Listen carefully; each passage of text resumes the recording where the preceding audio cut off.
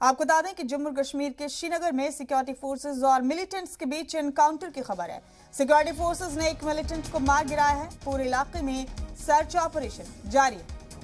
श्रीनगर से बड़ा अपडेट दे रहे हैं आपको।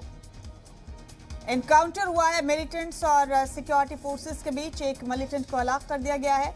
पूरे इलाके में सर्च ऑपरेशन मुसलसल जारी है। ये बड़ा अपडेट देख रहे हैं आप इस वक्त का अपने टीवी स्क्रीन।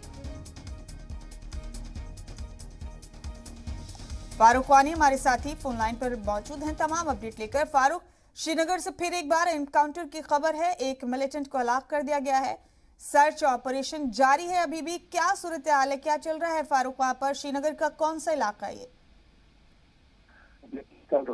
श्रीनगर की हारमोन इलाका है। यहाँ पे search operation Jammu Kashmir police और सुरक्षा की ओर से चलाया गया था। इसमें पहले से सूचना दी जम्मू कश्मीर पुलिस को मूवमेंट यहाँ पे हो सकती है और उसी के सर्च ऑपरेशन रात को चलाया गया, जिसमें आज सुबह जम्मू कश्मीर पुलिस को जिसमें उस पॉइंट को छुपा हुआ था वहाँ पे पहुंचे और वहाँ पे एक। शुक्रिया फारूक आपका इन तमाम अपडेट्स के लिए, बहुत बहुत शुक्रिया।